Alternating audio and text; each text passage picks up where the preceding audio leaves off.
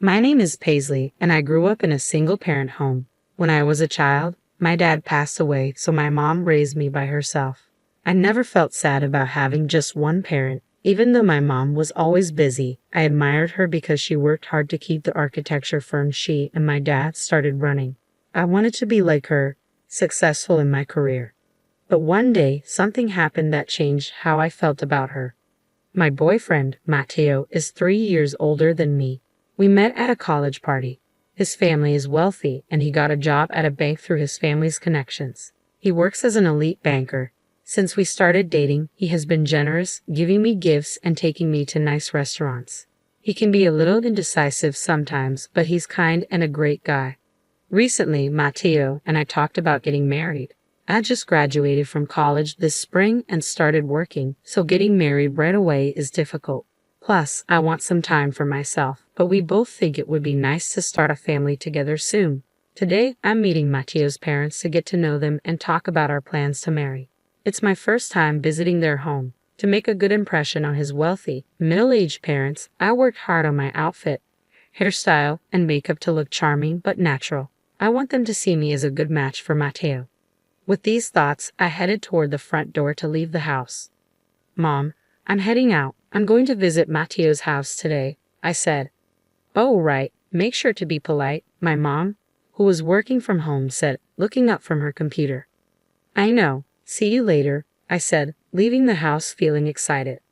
After taking a train and a bus, I arrived at Matteo's house in the neighboring town. It's a huge house like something out of a fairy tale.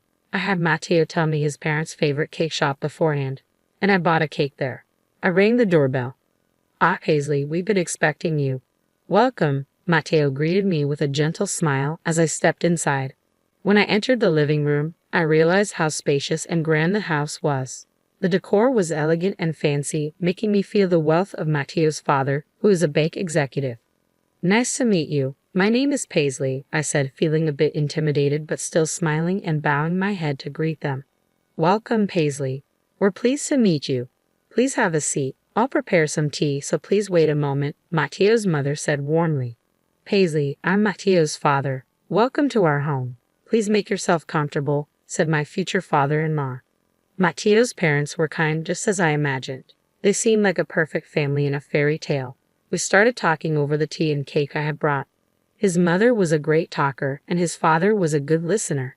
Matteo joined in sometimes and nodded along to my stories.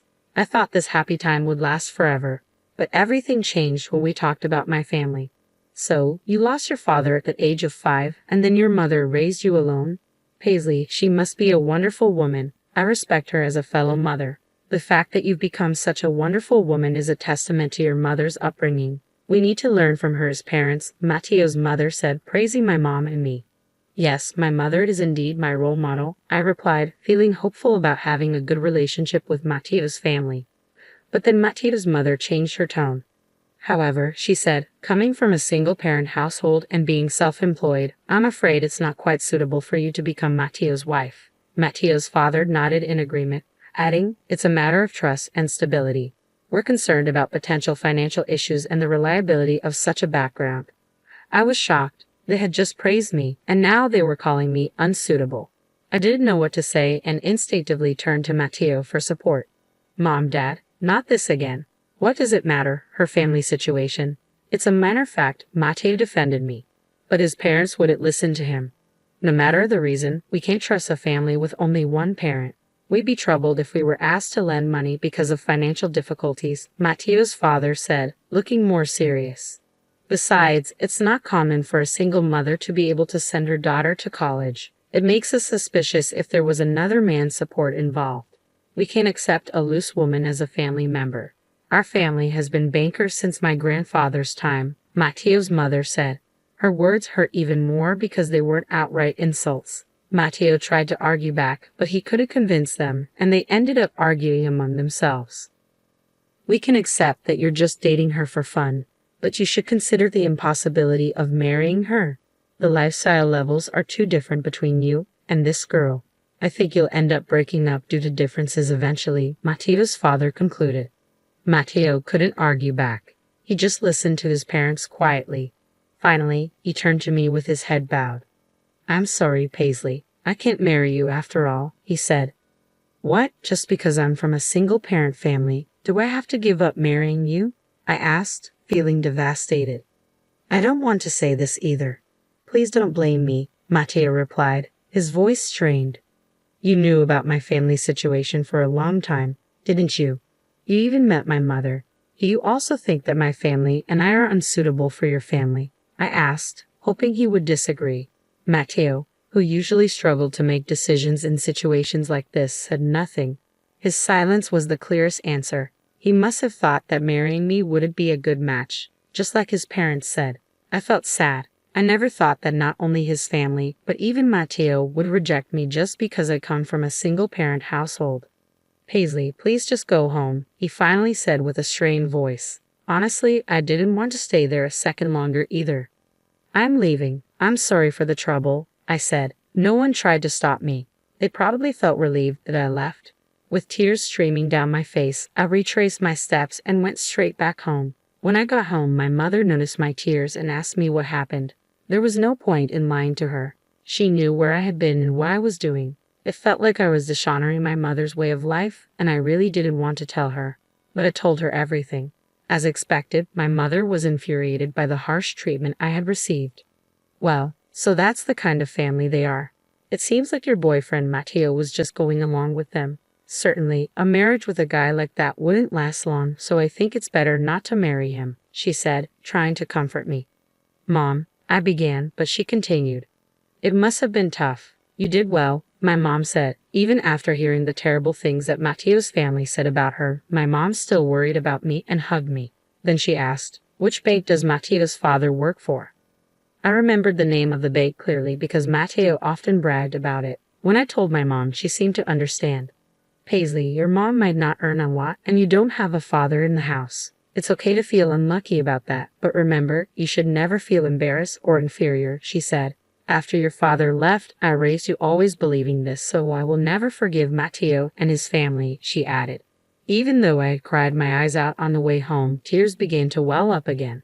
My mom's words reminded me of something important. I love my mom very much. I admire her hard work, and I want to be just like her someday. It's ridiculous to deny my admiration for her for the sake of Matteo and his family, who dismiss it for such a trivial reason.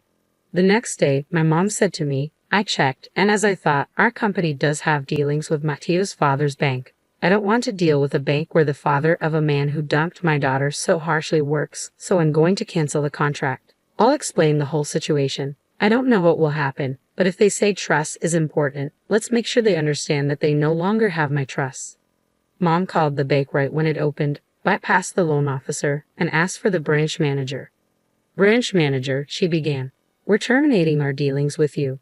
Yes, I'm sorry it's so sudden, but it seems that one of your officers has severely mistreated my daughter. If you're willing to hear the details, I'd be happy to come and explain it personally. What do you say? She finished. I overheard my mom's conversation just before I went to work. I knew she was going to terminate the contract, but I didn't know what would happen next. I didn't understand what it meant until a few days later when I got a call from Matteo asking me to meet him at a nearby park. When I arrived, Matteo and his parents were there. His parents were glaring at me. Matteo asked me in a troubled voice. My dad suddenly got fired, and when I asked why, they said it was because of my girlfriend. What on earth have you done, Paisley? In that moment, I understood everything. What it means to sever a contract and what it means for a banker to lose trust. It all became clear to me. If someone who lends and borrows money based on trust loses that trust, they essentially lose their livelihood. If there's a cause that erodes the vital trust from customers, it must be eliminated. In other words, his father was expelled from the company as the root of all evils that undermine trust. What I discovered later was that Matteo and his father, just like they did with me, looked down on customers who they considered poor, causing them all sorts of problems. It seemed it was only a matter of time before they were fired. The final straw was just a call from my mother. This wasn't something I accomplished through my own strength. I don't possess such power, but it was something my family did for me. I should tell them this proudly and confidently. You insulted my mother, so she retaliated with her power, I stated. Matteo's father responded incredulously, What? There's no way a company run by the parents of a poor girl like you could have enough influence to get me fired just by filing a complaint. Indeed, the company run in my parents' name isn't that large, but my mother's influence isn't limited to just one design office she runs. Even without direct involvement in management, she holds a position that allows her to influence companies. I replied, now, I can fully understand the meaning of all the transactions my mother had with the bank at the time. I'm sure it's something like this. My mom's company itself isn't large. However, my mom is also registered as a non-executive director in several companies my grandfather runs. So what it means to have enough influence over you guys is that all contracts with my grandfather's companies were also terminated. I listed a few of the companies my grandfather manages. The color drained from his father's face quickly. That's ridiculous, he muttered. There's nothing strange about it, I said. After all, he's my grandfather, right? Why would he want to deal with a bank that disrespected his granddaughter and daughter? It seemed they finally understood why they were fired so suddenly. Their attitude completely changed. They fell to their knees right there, pressing their foreheads to the ground and sobbing. Even with this spectacle in front of me, I could only think of them as pitiful. Matteo clung to me, begging, Paisley, I'm sorry for everything. I was truly serious about wanting to marry you.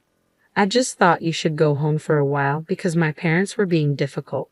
He was making excuses, trying to save himself. But I was done with him. I shrugged off his weak arm and told him, my mom is amazing, isn't she? She's my role model. I don't want anything to do with you anymore. I really hate you now for disrespecting her. I'm going home because my mom worries. Goodbye, and please never contact me again. I turned and walked away. Too weak to chase after me, he could only watch silently as I left, kneeling on the ground just like his parents. After that, his family, now unemployed, couldn't maintain their lifestyle. They started selling their cars and luxury goods one by one, and eventually they even had to sell their house. Hearing this from my mom and grandpa, who heard through the bank, I felt deep down that I dodged a bullet by not marrying him. He will likely continue to struggle with his pride and financial issues. I hoped he would learn to live within his means, and my mother and I laughed about it. As for me, I just started working. There are more things I can't do than things I can, but I've learned a lot from this experience. Of course, I want to be better at choosing a partner, but I also want to become stronger myself. My goal remains unchanged. I want to be a successful, strong working woman like my mother. To protect and support my family like she does, I want to work hard every day to become a strong woman.